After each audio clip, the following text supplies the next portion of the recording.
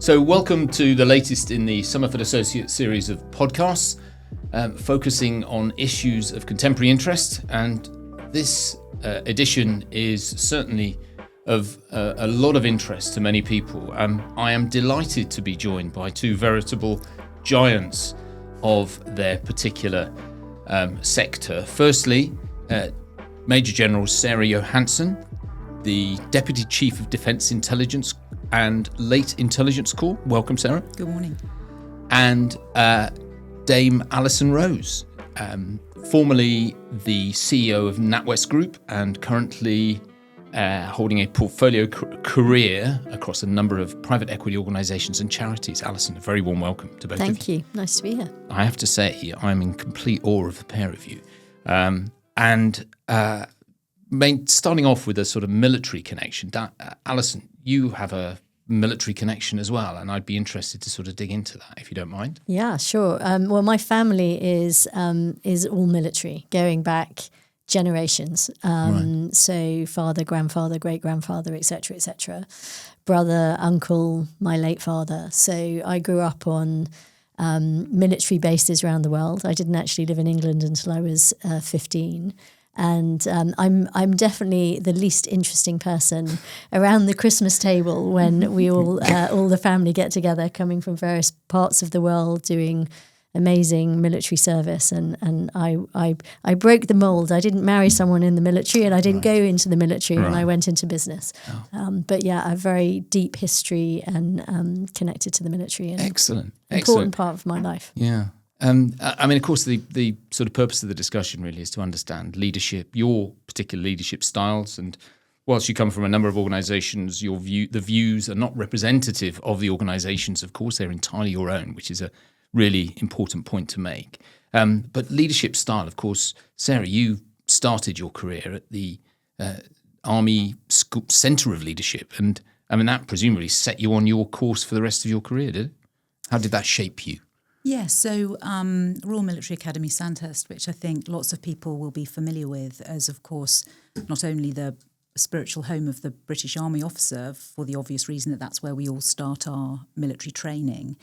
Unlike the American system, we all tend to arrive already having done an undergraduate degree, although that isn't necessarily a requirement, but the vast majority of students arriving are postgrads. And then that's really where you start your military training, and the vehicle for producing, I guess, army officers is the model of an infantry platoon and company, but really the focus is about bringing out of each individual cadet not only their own leadership style, but instilling in them the values and standards of the British Army and how we deliver leadership, how we manage operations, how we run peacetime operations.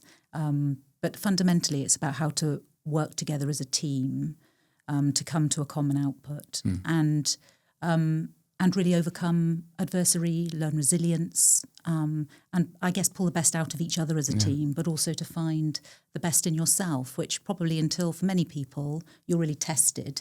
You don't know where the limits of your endurance are. And I think that's something that Sandhurst does really well and sets you up for a great future. How does the finance industry sort of get you to sort of help shape you? I mean, you just continually thrown in a variety of crises and expected to perform, or? Yeah, it varies actually. I mean, I think the challenge with and the industry's got a lot better at focusing on leadership, but the challenge is in the finance world, you tend to grow up as a specialist, sort of in a product area, and then all of a sudden you're given leadership responsibility. Highly competitive environment, very fast paced, and the challenge is always marrying kind of individuality with team. My style of leadership has always been, finance or the area I was in is it's a team sport and you need a good team. But actually in a very product orientated environment, it can drive individualism. And so what you tend to get in finance is often a clash between ego and leadership. And that transition point, I think, is an interesting one as people move from leading product to enterprise leadership, and then there's a lot of investment in you driving that. But I think it's the same. It's team. It's about getting the best out of people. It's about very outcome driven, very goal driven. And then really, unfortunately in the finance world, it tends to be, very volatile as well. So how you build resilience and outcome in an uncertain environment. And presumably, and just as you were talking about, Sarah, the more you're exposed to that, your resilience is hardened almost. And so you're almost learning learning on the job almost, is it? Would that be fair? Yes, I think so. I mean, I think it's very, very similar. I think resilience is also about positive reinforcement. So people have, they learn to overcome difficult circumstances. And I think you learn to do that as an individual. So understanding where your strengths lie and having the courage to, I guess a training environment is having the courage to fail in a relatively safe environment. And I'm not quite sure whether that's quite the same in the commercial sector. It perhaps feels like much more is expected much earlier of people in terms of success, and of course success can look like many different things. But I think certainly as a young person, understanding and learning that the tools that you are given in your training environment are there to help you as an individual, but also to help you learn how to lead a team. And that can be very powerful when you fail, get back up, learn that actually you can cope. It doesn't feel comfortable, but learning to be comfortable with adversity and discomfort can be a very powerful thing. And those tools, you keep coming back to that throughout your leadership journey through life, I think. Yeah, I think that's right. And I would certainly say you get more acceleration in your career and your leadership capabilities in times of crises than in times of calmness. Yeah, of course. And I think and I think that learning how to fail and accepting, that is a learning process and development is something the corporate and business world is getting better at, and certainly something is absolutely critical in today's world because the world's moving so quickly. But learning to fail, to learn, to help people develop is I think a critical learning path. It's interesting. I think clearly you both excelled in your own in the areas as I mentioned. What I'm also interested to understand is what drives you, what motivates you to do what you do and do it as well as you do it. How do you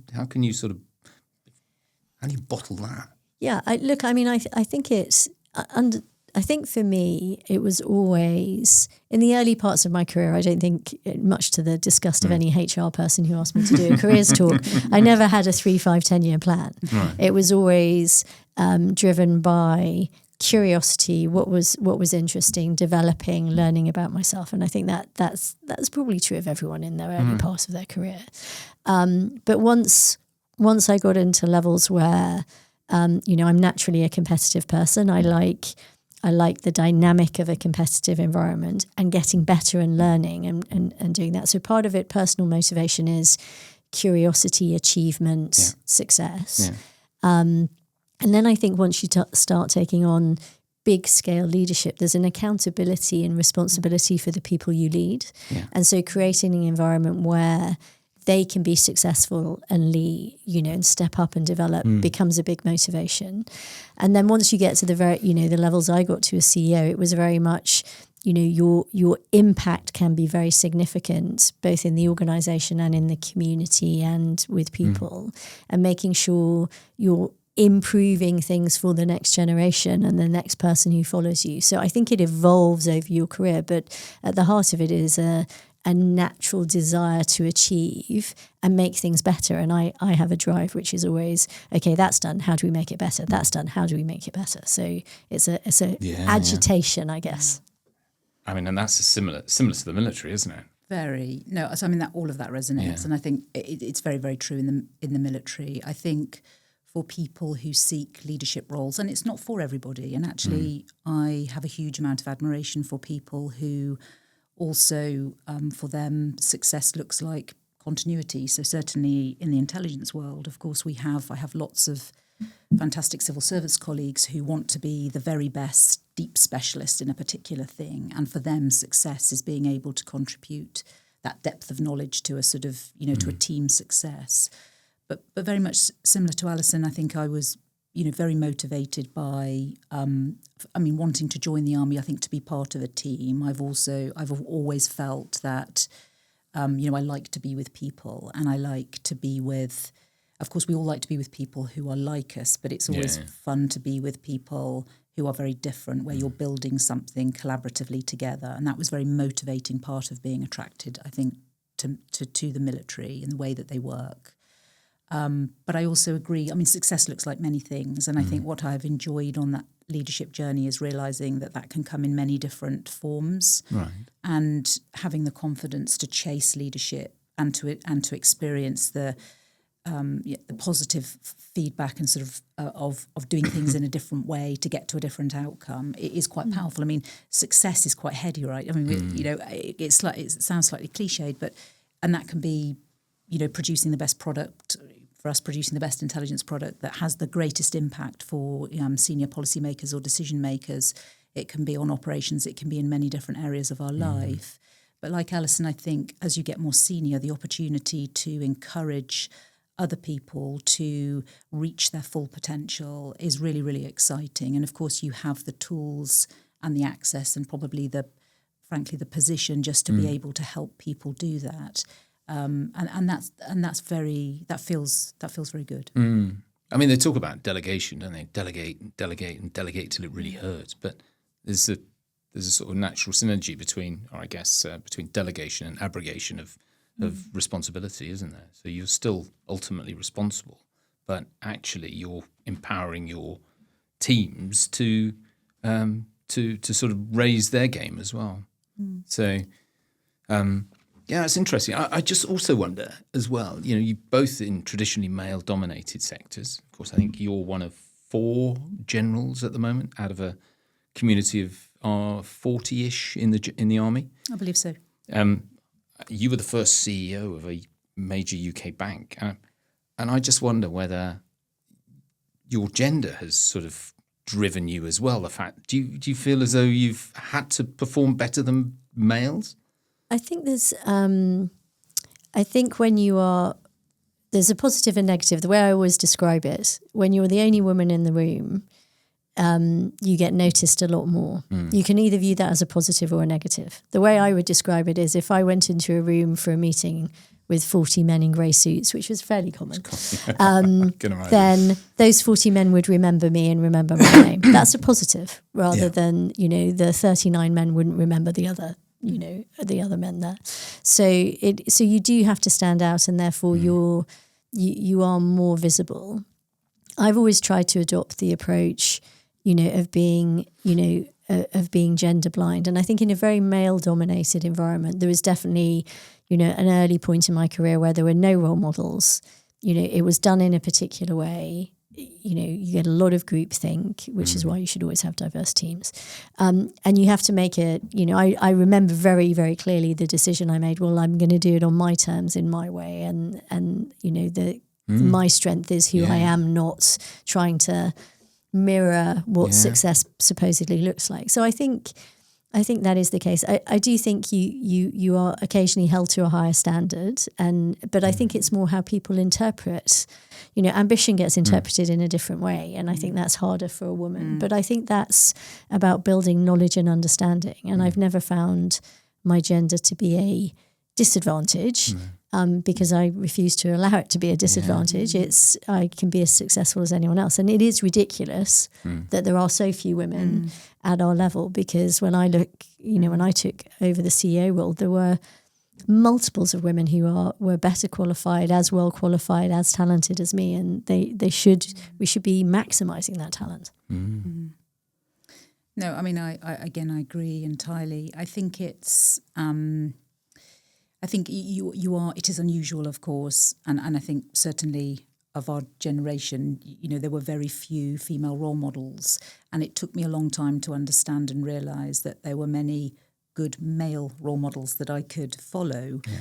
But you don't, it's a visible difference, isn't it? So you don't realise that. And I think in organisations, and I don't want to speak for Alison, but I kind of sense the same is true, where conformity is certainly for a long time was prized, and we didn't talk a lot about the diversity of teams.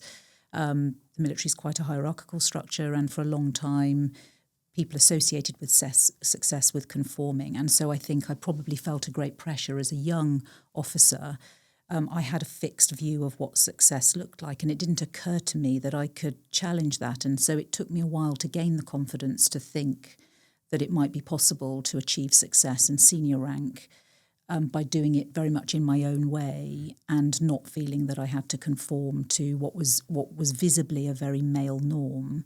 And I think it was only as I became more senior and started to have the confidence to confront my own imposter syndrome that I realised that actually many of my male counterparts also suffered from imposter syndrome. Yeah. They didn't view themselves as alpha males, but they also felt a pressure to conform. Yeah. And therefore I think it's not particular to women, but I think women are disproportionately affected by it because there are so few of us in very male-dominated roles. And so I think having it takes age and experience, doesn't it, just to sort of gain that confidence. And I think one of the responsibilities probably that we have is to demonstrate in a visible way to other young women coming through and to men perhaps who feel that it's absolutely fine just to be yourself. Absolutely. And success looks like the outcome, not the package that it comes in. Yeah. But that takes time. Of course. I mean, it was interesting. We were talking earlier about, in your case, the intelligence corps, how they've often been sort of trailblazers for women in terms of that D&I. I mean, do you like to expand on that? Yeah. So I think it's interesting in the military. Certainly, from an intelligence corps point of view, our strength is in our not in our academic skill, but it is in your cognitive thinking. Your ability to think critically and to apply that to a problem. At the end of the day, we're problem solving. And I think that's probably, I can imagine that's very much the same for many people. And of course, other parts of the military are doing the same, but we're doing it in a very particular way. And therefore, physicality was never really a thing. We were soldiers first, but we were intelligence corps officers, very much as a strong identity. And therefore, it tends to attract, I think, men who are interested in reasoning and intelligence work, and therefore it was a battle of the brains, which frankly, without meaning to be unkind, given your history, of course, actually women did incredibly well. Yeah, absolutely. And women like to think about things. We like to analyse everything, and mostly analyse it to death, it has to be said. And therefore, that's actually a really positive trait. In the field of intelligence. And therefore, I think, we naturally attracted men who were interested in being around people, women, who could think in that way and were part of a team that wanted to operate in that manner. And of course, it attracted, large percentage of women. And I think in the Corps, I'm not quite sure where we are now, and forgive me, but I think we have had times where we're about third women. It's close to 30%. So, it's really, really, really strong and powerful. I think, profession for women who are interested in that type of work.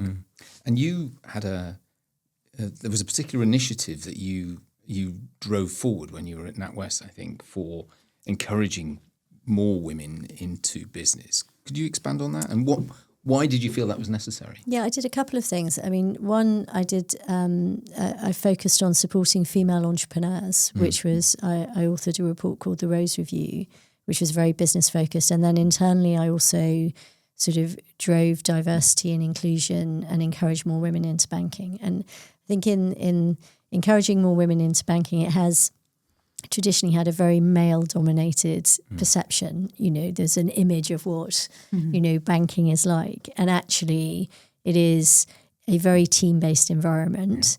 It's really dynamic. You're learning things all the time, so it suits a curious mindset.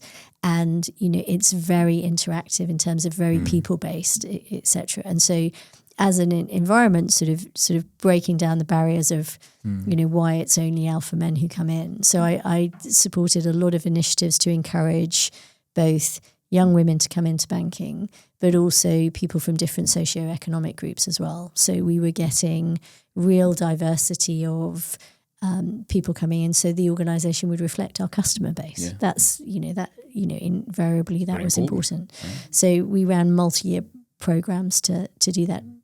No quotas, no positive discrimination. It was all about facilitating talent and bringing different skill sets into the organisation so that we could be competitive. And I think when I took over, we had less than 5% female in the top 3 layers, and we ended up getting close to 45%. So, and that was only by fostering sort of the right networks to bring people in and encourage more people to see what the role was about rather than the perception of the industry. So that was really about making my organisation more competitive. Diversity of thought makes you more competitive, so you can do that. The external focus on female entrepreneurship, that really came from, on the UK is a very entrepreneurial country. We are, world leading.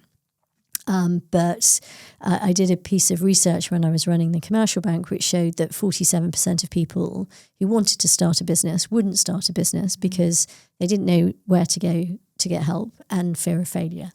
And so on the back of that felt like, the banks should be doing something about that. So I set up 14 free accelerators around the country to really kind of support the entrepreneurial community. And we got our average sort of gender split in there was 48% were women, not through any quota. But when I looked across, I then spent a lot of time with female entrepreneurs, and their experience was horrendous. And that wasn't reflective of what was happening across the country.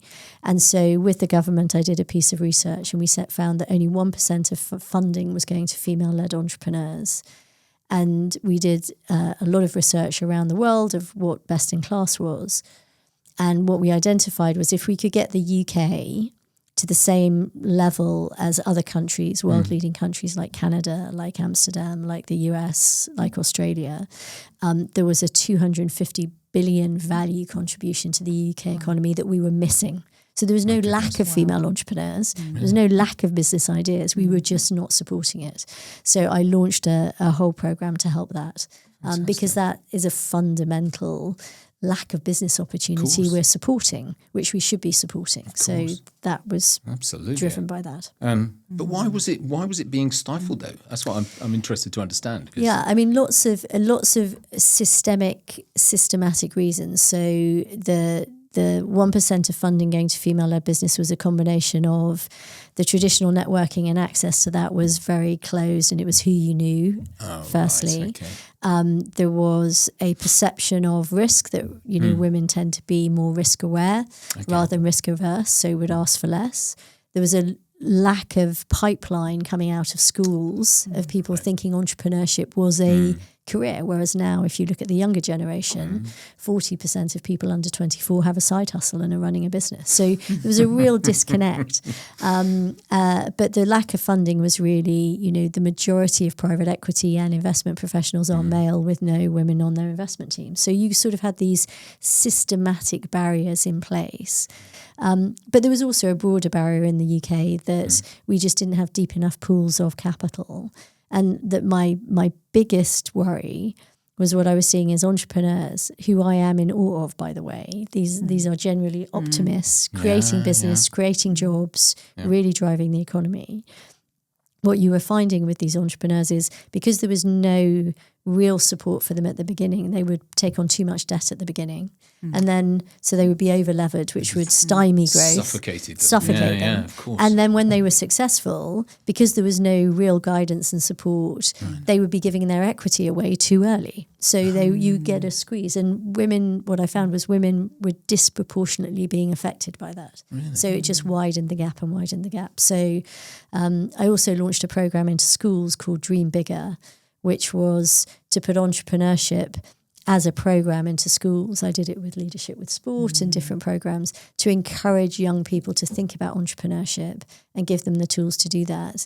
On the back of that, we've seen a 6-fold increase in the number of businesses started by young women from 16 to 20. So the drive and the business demand is there. So we're just missing the opportunity. And that's something I could do something about. So that's why I lent into that. Excellent. What do you think of the sort of mood music coming out of the US then, with the sort of DEI initiatives? And there's a number of US corporates that are sort of rolling back on that. I just wonder, forcing, and you alluded to it earlier, those quotas and stuff like that. I get the sense you're not a fan of quotas. I mean, it's or positive discrimination. What do you think about the impact that that's having? Well, I think it's really disappointing. I think it's causing a huge amount of anxiety, and it's being labelled as wokeism and diversity and inclusion projects being cut. I think the capitulation by a number of large organisations and corporates is really disappointing. And the way I would look at it, if somebody had asked me to go and fire all my D&I team, I wouldn't have been able to do it, because the diversity and inclusion policies are all about talent acquisition, and they're all embedded in the business as a business imperative. And if you step back, fundamentally, what you're trying to do as a business leader is get the most diverse team around the table, because they're going to approach a problem from a different perspective. And that's where you get insight and spark and competitiveness. I come from an industry that suffered the greatest example of groupthink. The global financial crisis. I was going to say. Let's all wonderfully agree together and drive the industry over a cliff. Yeah. Whereas actually, although it's harder as a leader to have diverse voices around your table who aren't all going to nod and agree with you, that is actually what you want for a successful team, because they will look at a problem in a different way. So for me, diversity and inclusion is about making sure you're getting the best talent, removing the systematic barriers, unconscious as they usually are, in order to allow that talent to thrive and come in, so that you get the best and most competitive team. So I think the very blunt DEI is bad, let's cut it, is a terribly worrying backward step.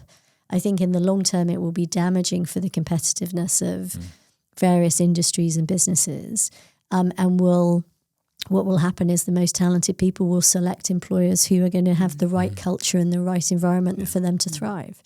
The people who are capitulating probably didn't believe it in the first place. There is a bit of, to be fair, management of, okay, we can't talk about it so openly, but under the cover we're still doing exactly what the same, because a good business leader will do what's good for business. And how does that translate to the military then? No, so I think diversity is hugely important, and I think just to pick up on a point that Alison made around the dangers of groupthink, I think diversity not only it offers a pathway to sort of constructive challenge, and again in organisations that are quite hierarchical, traditionally, we've all got examples of where that's been incredibly difficult.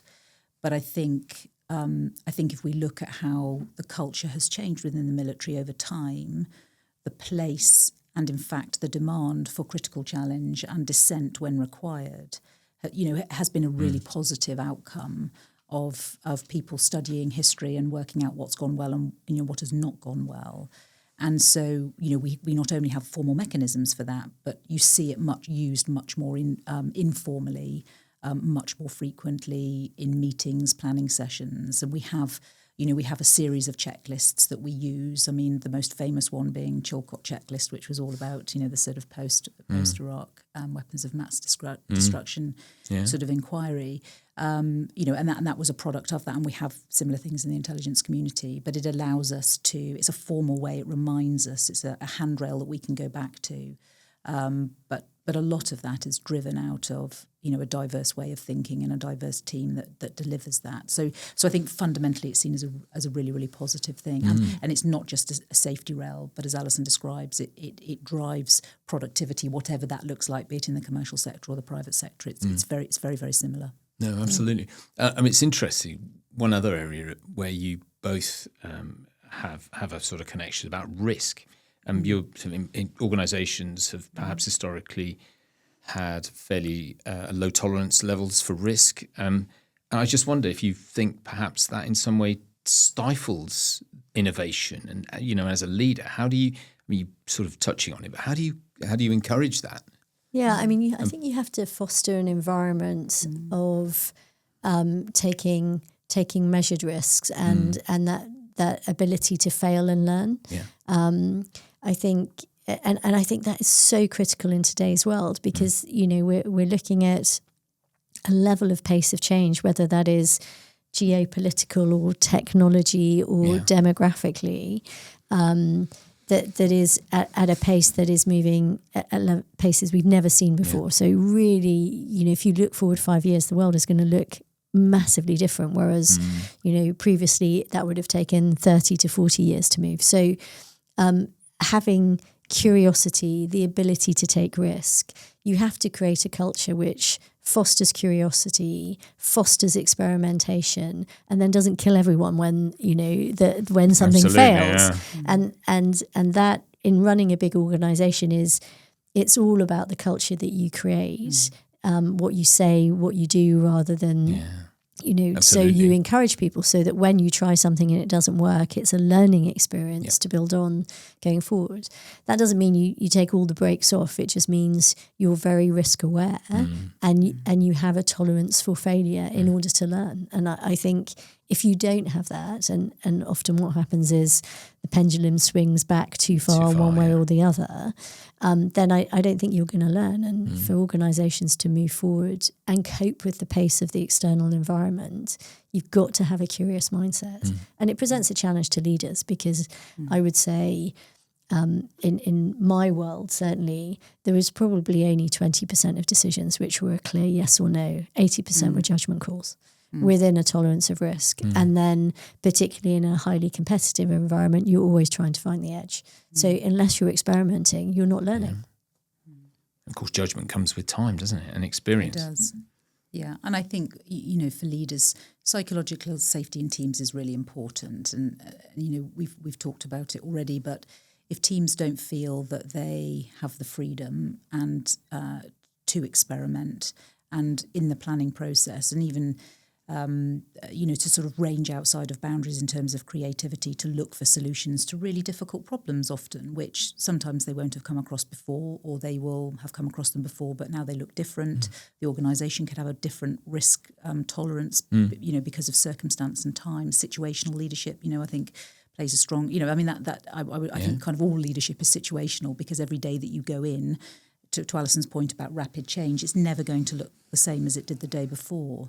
And so minds and teams that are able to be flexible about how they approach a problem, but still having a framework to work through difficult problems, I think is really important. And that helps people have confidence, I think, to have conversations about risk.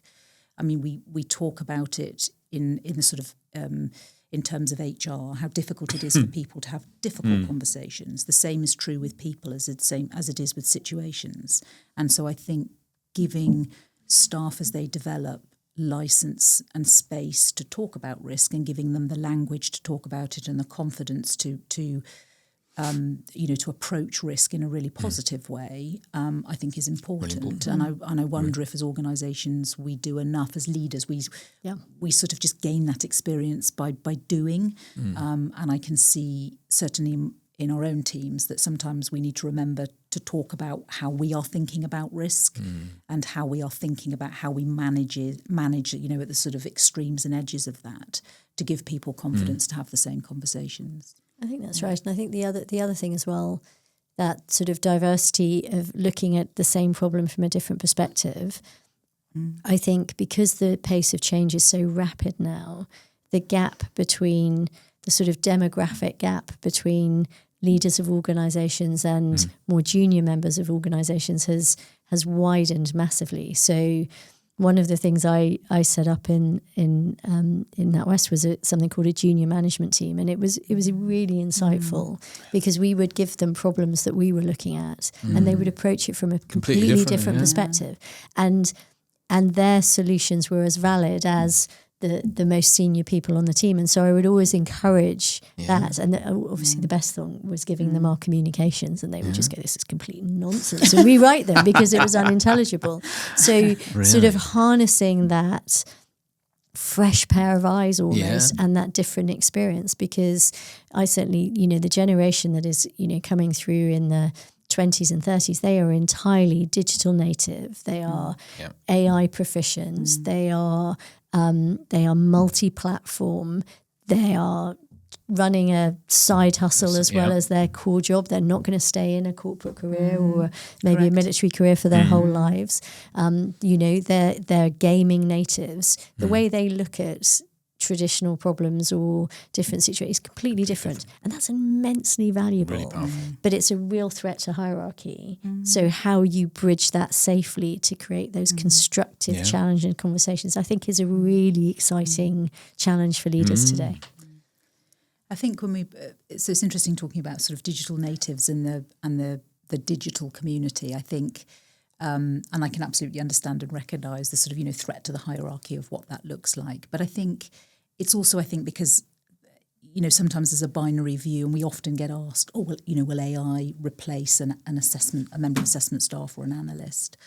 And actually, what we quickly came to realise was that what we want to do is use emerging technology really powerfully to sort of to make us more efficient in that process. But when you're talking about life and decisions which are fundamentally a human endeavour, it's the power of being able to bring those two things together and getting people to talk about how they have come to a decision, whether they've used technology, tools, AI, it doesn't matter. But the pleasure of sitting in a meeting where you then have people coming together and talking about their experience of how they've used technology to get to decision making is really powerful. And the more that we do that, the more we will refine its use and the more powerful the combination of those tools will become.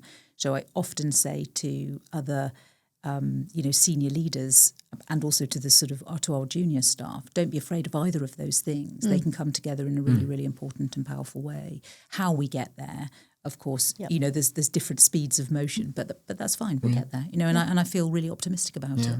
Yeah, it's fascinating. I mean, because one of the things I was going to dig into was about leadership with remote workforce. I mean, in your case, where you've got individuals all around the world, perhaps during the COVID, you would have gone through all of the challenges. How did you cope with that? And as a leader, what were the sort of central tenets of your philosophy to your teams? Yeah, I think it all fundamentally comes back down to communication. I mean, I'm with you as well. I think AI and technology, where we are on technology development, is super exciting, but it is the marriage of technology and human endeavour together that is and people love the binary, robots are going to take over the world, humans are. No, the reality is it's the melding of the advantage of both. It would be dull if they did. Oh, dull. Exactly. So I think with COVID was an interesting experience because I went from running a bank with 80,000, 90,000 people, and then 2 weeks later getting 80 to 90,000 people working from home. And how you have to communicate with people and connect with people. The technology is fantastic to enable you to do that, but you have to work really hard at connecting the human elements in that. So it was I probably did more communication and was more visible during that period than I was when everyone was sitting in the office. But I think the key to any hybrid working, and we ran, I was very almost dictatorial about it in terms of there are some roles where you need to be in the office 100% of the time. So anything which was cyber related, certain key areas. There are some roles where you can be out of the office 100% of the time. So call centre staff who drove to a shed and log on and go home, you could do that from home. That offers flexibility. However, you have to come into the office at least 4 days a month for culture, connection, training. And then other roles, it's these days in the office, these days out of the office. And it was about maintaining the connectivity and giving people a clear framework. So it's like anything. Be very clear on the role, be very clear on the expectation of what you expect from it, and then communicate and create feedback. And so the one thing I would say during that COVID period and with hybrid, I saw more of my colleagues' personal life, their dogs, their children, and it connected people in a much more human way, which I think is a positive. I think that did really reinforce. But you have to learn a new leadership style, and you have to deeply understand people's motivations and concerns to help them do that. But I think the technology gives us a greater flexibility, a greater reach, greater access to skills. you have to, as a leader, then figure out how you create your sense of community and connection and culture and expectation in that new environment. No, I think all of that is true. And I guess just building on that, I think I was in the US working in the Pentagon when the COVID crisis happened. So that was very interesting because in the US that we had federal rules and then you had separate state rules and then we had separate rules for people working in government buildings. So actually just keeping on top of the rules and regulations was quite interesting. Quite challenging, I'm sure. People working in a number of different, across the states and then back into the UK. So the time difference, of course, was kind of interesting to play with all of that. But I think what it taught me was how I hadn't I guess maybe I had realised, but how important it was for me to see people in person. I like to be in the office and I like to be with people. And also that I'm quite a visual person. So I like to be able to look somebody in the eye to gauge, how they're doing. And I think it was a very quick lesson in understanding that without those immediate visual cues, how did I understand and be able to take the temperature of the staff and the sort of organisation of our intelligence footprint in the US, but using, and also for us, as Alison said, with cyber-related things, that there are a number of things that we do in a secure environment and therefore they can't be done from home. So quickly working out a rota system by where we would have people in those secure environments, just in a manner and a sort of rotation whereby we could get the work done, but that we were protecting the workforce and we were operating inside guidelines, just took time to work out. But actually it then became a really great, sort of project for people to sort of get on top on to work, again, teams to work together to work out how they were going to continue to function and operate and deliver the things that they need to do under difficult circumstances. So communication is absolutely key. I think Teams was great, to a point, but of course, I also recognised quickly that not everybody's comfortable in that environment, even online, and individuals I need to be available more one-to-one for people who wanted to be able to communicate privately or just on a one-to-one basis. And also watching teams realise that this was very, very different for them, and their understanding of themselves, what made them vulnerable, what made them fragile, what made them strong, was a learning process for them as well. So they were changing, and then the way I had to interact with them absolutely had to change. And again, that just takes time. And you can do it with a small number of people, but when clearly I wasn't running an organisation of 80,000. That's enormously impressive, I feel. But it's very different. But it doesn't matter what you're facing, you have to work out. But you draw on all of those leadership tools and experiences that we've talked about, from the start. Those things, people fundamentally don't change. Their interaction with the environment changes. They have to change to adapt to it, and we as leaders have to adapt to how we, how we manage people and how we interact with them. But fundamentally, we all want the same outcome. Yeah, absolutely, yeah. It's interesting. One of the things is sort of touching on really about trust, and I'm interested to know essential element of leadership, of course, but how do you build trust in your teams? What are the sort of things that you would attribute to your leadership styles where you build trust in a team, for example? I think people talk a lot about authentic leadership, and I'm not an enormous fan of labelling everything to death, because I think people will then look it up online and it means a certain thing. It will mean different things to different people. But I think, and it's back down to communication, being honest and transparent, I think, is very important. Spending time with your teams so that they get to know you, being transparent enough so people understand who you are and what your values are. Being really clear in your direction and guidance and communication, I think, is important, so people understand what is required of them and the type of person that you are. Those things naturally build collaborative teams. They build trust because people understand you. I think being consistent also helps as a leader. Building trust is very important. And then I think there are some very simple things. Teams watching you deal with difficult circumstances, watching you deal with things as to how they go wrong, how you support members of your team, but also how you deal with difficult circumstances when team members are not performing is a really good example. Being able to deal with those things swiftly but with integrity is really, really important. And it's important that those things are done visibly enough that builds trust within teams. It can be done in many different ways, and again, it's quite situational. But I think there are some basic principles that really help.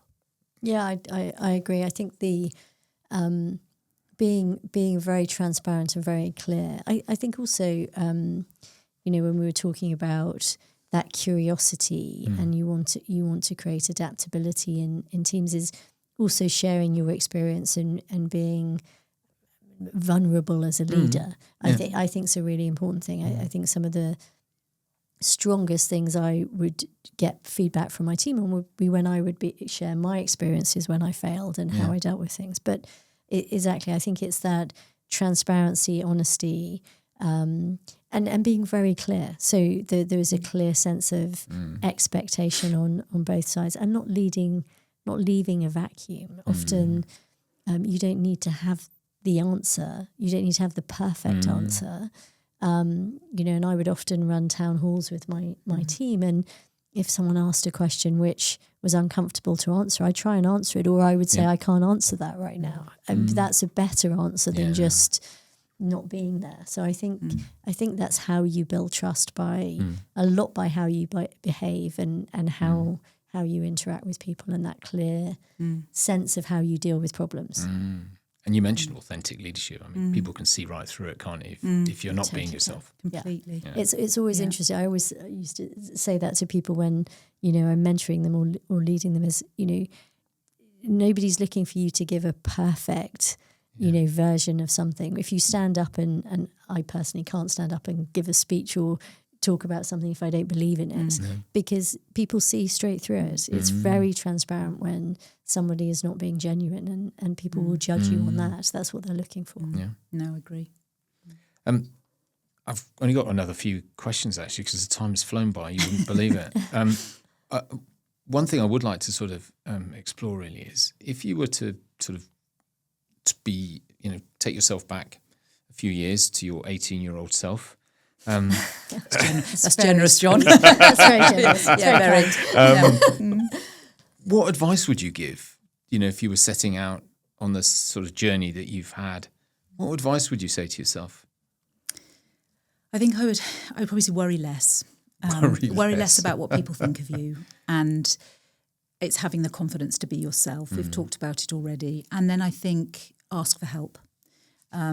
Certainly when I was starting out, I was at university at 18, so if you roll it forward a little bit into your professional life, I think I probably left Sandhurst when I was about 22. I would, at that time I felt that having to ask for help felt like a weakness, and therefore I was reluctant. I didn't want I didn't want people to think that I wasn't capable, and I wish that as a younger woman I had asked for help much earlier. I mean, clearly there's something about finding people that you trust, to the point about trust, to ask for that help, and I think that would have made certainly life easier. I probably would have still got to where I needed to be, but it would have been much easier, and I would have learned some valuable lessons much earlier. But that's experience, isn't it? But that's probably the advice I would give myself. Yeah, I think I would very similar. I would say be yourself. Really important. If you try and copy someone else, you're only going to be a second class version of them. So I think really have the confidence to be yourself. I definitely tell myself not to sweat the small stuff. If I think about different points where you'd agonize or churn over in your mind something you said in a meeting, or how someone thought about it, and then 6 months later you wouldn't even remember what was worrying you. I think that real sense of keeping perspective, around things, I think would be really important. I mean, I'd also say take risks, when you're to my younger self, try lots of things, because I think certainly as I went through my career, and, when I took my first big strategic leadership role, I was convinced before I took it that I really didn't like leadership, and then I tried it. I thought I really quite enjoyed it. It's all right, isn't it? But I think it's only by trying lots of different things do you find out about yourself. Yeah. And so you don't have the answers early on. At 18, you have no clue what you want to do. So try lots of things, invest in yourself, and you'll you'll build your skills and find the things you love. And I think when you find something you love, you tend to be good at it. And then very similar to you, it's find people you trust, find the mentors, find the network, find the people that you can sort of go to and say, am I completely crazy? Have I got the wrong end of the stick, or is this good, or what do you think? And they're not going to judge you. And they're not going to judge you. Because they know you, and you're asking with the right sort of intention. Yeah, really. exactly. So the chances are they've been there themselves, haven't they? I mean, that's the other thing I realise with age and experience is none of this is unique. No. Exactly. Yeah. You know, I can't think of anything that, you know, I've done or thought that I couldn't share with someone else, and they've just said, I know, I've kind of been there, you know, I made that mistake. So it's like, okay. Have you tried this? Yeah, That's absolutely. where you get the... No, it's really important. It's really interesting. Yeah. So my last one, and all the podcasts I do always finish with the desert island disc question. So if you were marooned on a desert island, what would be the one luxury item that you would take with you? Now, I'll let you go first, Sarah, because you've had longer to think about this. Oh, gosh, I'm not sure. So I guess if it was, of course, I would say my husband. Inevitably. And my family. Of course. But I kind of think that's a non-luxury in the sense that it's an essential. Let's assume that they're there. So if I mean, it feels really, I don't know, not very worthy to say something, you know, for comfort, but I'm going to. I've always aspired to sort of a luxury Heston's bed, and I love, you know, I don't sleep well. No, that's not true. I do sleep well, but you know, the power of sleep is great, isn't it? And so if I could have one luxury item that was just totally selfish and well, just for me and my husband, I would have this beautifully handmade Swedish bed, which, you know, cost more probably than a car, but I don't know, and then a large pile of books would probably be my total selfish. And what would your reading be? What reading material? Oh, a mix, I think. So actually, I love historical whodunit fiction. I mean, it's you know, people like S.J. Paris and C.S. Sansom. I love the you know, well written, and I love the history of those sorts of things. But I would have a mix of sort of, you know, I like political autobiographies and stories about people's lives. You know, people who've had interesting lives. I find that very inspirational. Yeah. So I would obviously take my family as well. So just in case then just for the record. Just for the record. So politically, we're okay on safe grounds. So I think my luxury item would be, I'd like to take an entire library. That's what I would take. So reading and books. So that I love reading. So I've always got 4 or 5 books on the go at any one time. I love history books, but also sort of books on, you know, latest technology or some business, you know, something of a new skill that I'm interested in, and then fictional. So if I could take an entire library, that would be my luxury. Fantastic. Excellent. Listen, both of you, I'm completely in awe of your achievements, and I feel very, very inadequate by comparison. I'm so grateful for your time today. Thank you ever so much. And all the very best of luck with your future endeavours. Thank you very much. Thank you for having us.